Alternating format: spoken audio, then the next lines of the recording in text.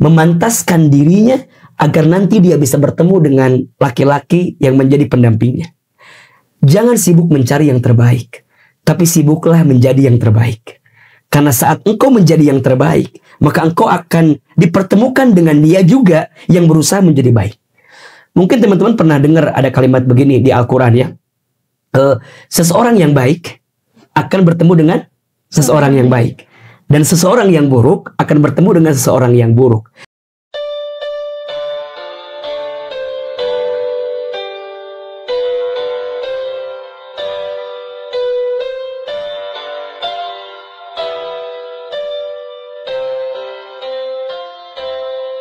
Assalamualaikum Ustaz. Waalaikumsalam warahmatullahi wabarakatuh. Sebenarnya sih menyambung pertanyaan Teh Rani tadi ya. Tadi kan Ustadz bilang kalau perkara jodoh itu harus dijemput ya. Rezeki juga dijemput. Nah, kalau saya sebagai perempuan atau mungkin mewakili teman-teman nih, kalau kita tuh perempuan boleh nggak sih menawarkan diri, dalam artian bukan menawarkan diri tanda kutip ya, menawarkan diri bahwa kita udah pantas nih buat punya jodoh gitu, maksudnya ternyata cocok nih sama Iwannya, terus kita kayak menawarkan diri kalau saya mau jadi gitu. Dalam artian kayak gitu boleh nggak Ustadz? Karena kan sebenarnya kalau perempuan itu kan punya rasa malu ya, kalau menawarkan diri kayak rasanya malu banget gitu Ustadz. Gimana? Iya, Masya Allah.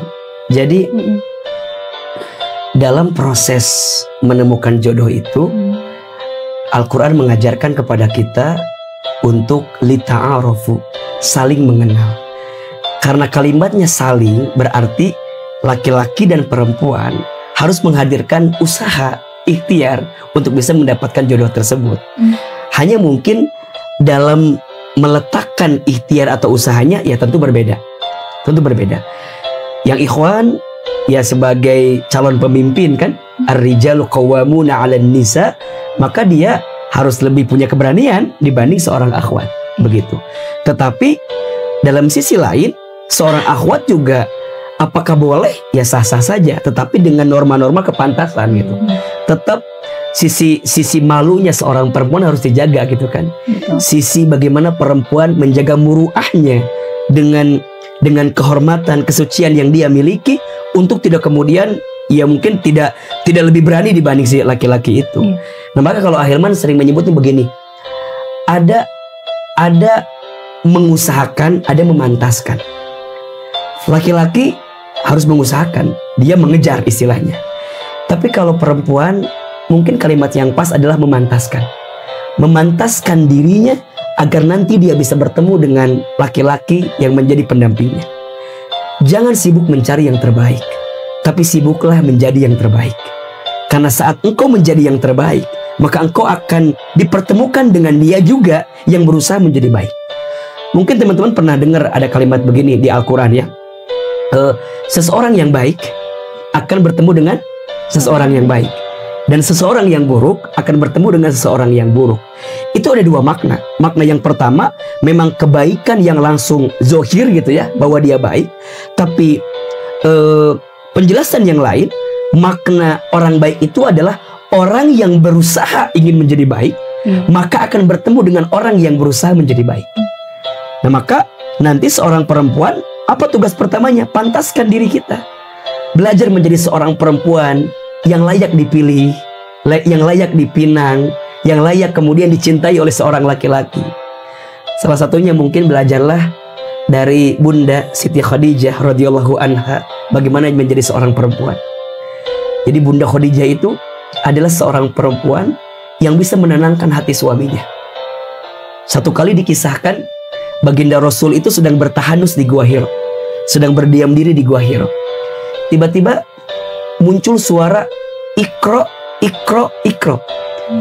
Lihat ke depan gak ada orang, ke samping gak ada orang, ke belakang gak ada orang. Pas lihat ke atas ada makhluk besar. Yang turun siapa? Malaikat Jibril. Apa jawaban Nabi ketika itu? Ma ana biqari, aku tidak bisa baca. Kemudian Jibril selesaikan bacaan Al-Alaq 1-5. Iqra bismi rabbikal ladzi khalaq, khalaqal insana min 'alaq, iqra wa rabbukal akram, alladzi 'allama bil qalam, 'allamal insana ma lam ya'lam.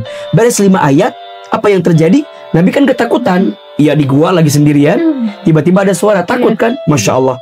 Pas Nabi ketakutan, itu Nabi kemudian lari hingga datang ke rumah. Masya Allah. Sampai di rumah, Nabi bertemu dengan istrinya Khadijah.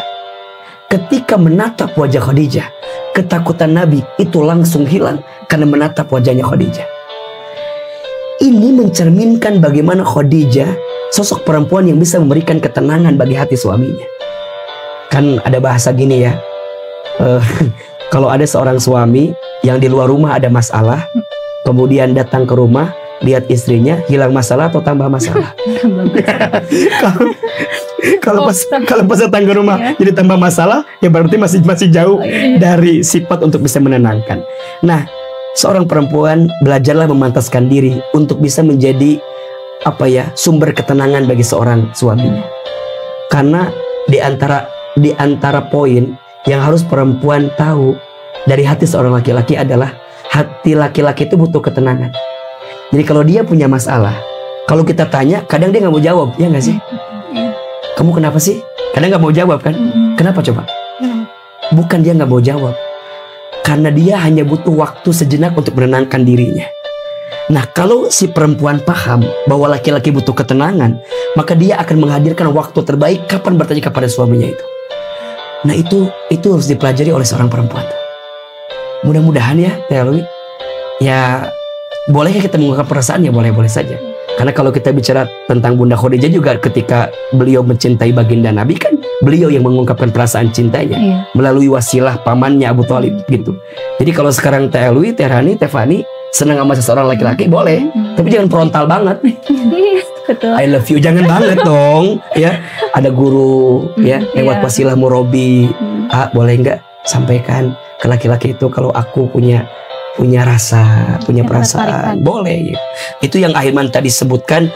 Kita boleh mengungkapkan perasaan, tapi dijaga norma-normanya. Jangan sampai kita terlalu kebablasan. Karena bagaimanapun seorang perempuan harus dijaga muruahnya, dijaga kehormatannya. Emang Teh Elwi udah ada yang mau diincar kira-kira? Mudah-mudahan ya, doain. Ustaz, gimana sisi lain? Jadi ngungkapin boleh, tapi lewat perantara. Nah, yang kedua, ada cara mengungkapkan cinta terbaik. Dengan cara apa?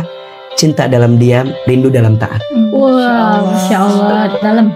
Jadi saat kita berdoa kepada Allah, kita mengungkapkan perasaan cinta saya.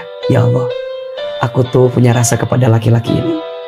Kalau dia jodohku, dekatkanlah. Kalau dia bukan jodohku, gimana caranya? Harus jodoh. Kudu jodoh. Itu memaksa ya. Kalau dia jodohku, dekatkanlah. Kalau dia bukan jodohku, tolong suruh minggir ya Allah. Karena ngalangin jodohku yang lainnya gitu. Jadi balik lagi, seorang perempuan boleh saja untuk mengungkapkan perasaan, tapi lewat perantara. Dan yang kedua, kuatkan doa dengan cara memantaskan diri. Karena pada akhirnya Allah akan menyandingkanmu dengan orang yang pantas untuk dirimu. Amin. Maka bagaimana dirimu itu adalah cerminan pasanganmu. So, daripada kita mikir siapa ya, nanti gimana ya, udah lebih baik bersihin cermin kita, lebih baik perbaiki diri kita, karena pada akhirnya cermin yang baik akan mendapatkan pantulan yang baik.